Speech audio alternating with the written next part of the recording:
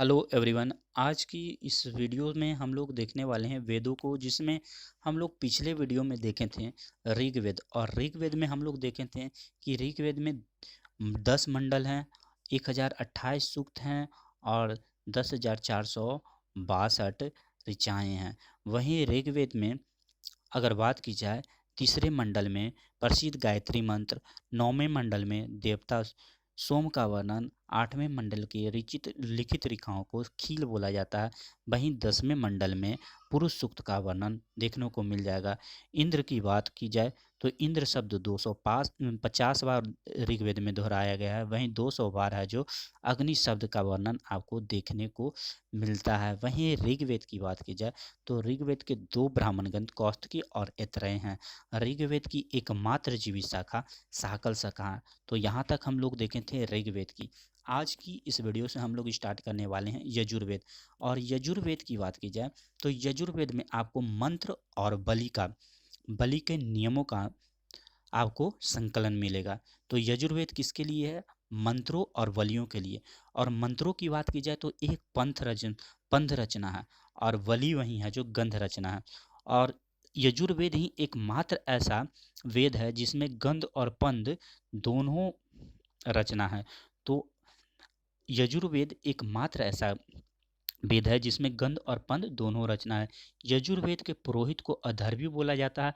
वहीं यजुर्वेद में यज्ञों के नियमों और विधि विधान का संकलन मिलता है। यजुर्वेद में ही बलिदान विधि का वर्णन आपको यजुर्वेद में ही मिलता है। यजुर्वेद की बात की जाए तो इसमें दो शाखाएं हैं, शुक्ल यजुर और कृष्ण यजुर।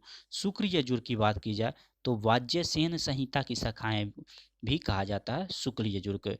शुक्ल यजुर में माध्य नदीन और कानव जैसी दो शाखाएं शुक्ल यजुर से निकली है। वहीं कृष्ण यजुर से काठक, कनिष्ठल, मैत्रेयी और तैत्तिरीय जैसी शाखाएं आपको देखने को मिलता है। सामवेद की बात की जाए तो साम का अर्थ होता है गान, और सामवेद को भारतीय संगीत का जनक कहा जाता है। इसी कारण सामवेद को भारतीय संगीत का जनक कहा जाता है। सामवेद की जो भी सूक्त लिया गया है वो ऋग्वेद से लिया गया है। इसीलिए सामवेद के संकलन ऋग्वेद पर आधारित है।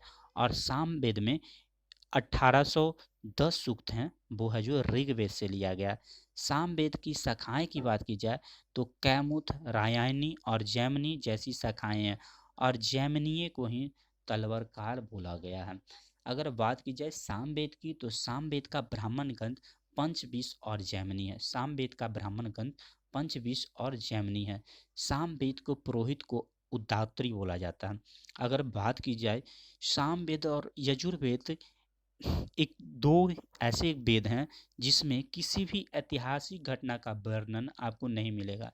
क्योंकि यजुर्वेद की बात की जाए तो इसमें बलिदान विधि का वर्णन है और यज्ञों के मंत्रों का वर्णन है। वहीं वेद में मंत्रों का वर्णन है और गानों का वर्णन है, यज्ञों के समय गाने वाले गान और मंत्रों का वर्णन है। वहीं यजुर्वेद में बलिदान विधि का वर्णन मिलता है।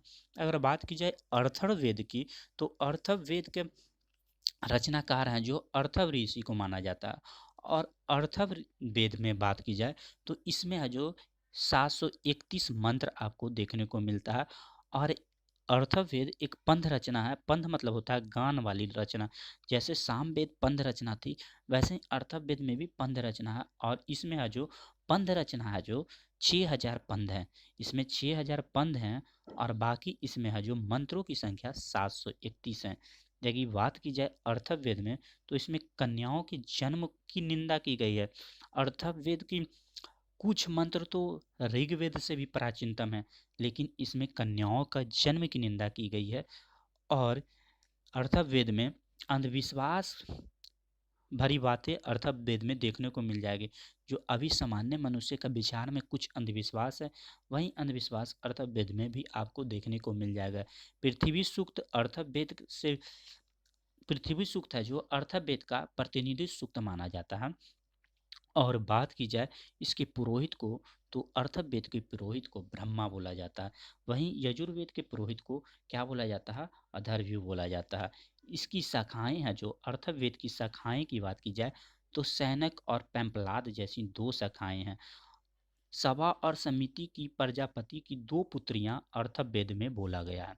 तो सभा और समिति प्रजापति की दो पुत्रियां कहा गया है, वो है जो अर्थवेद में कहा गया है। अगर बात की जाए सबसे प्राचीनतम वेद, तो ये है जो ऋग्वेद है, और उसके बाद का वेद अर्थवेद है। तो आज की वीडियो में इतना ही। अगले वीडियो में हम लोग ब्राह्मण ग्रंथ, आरण्यकों और उपनिषदों को देखेंगे, और उसके बाद स्मृति ग्रंथ को देखेंगे। तो इस वीडियो में इतना ही।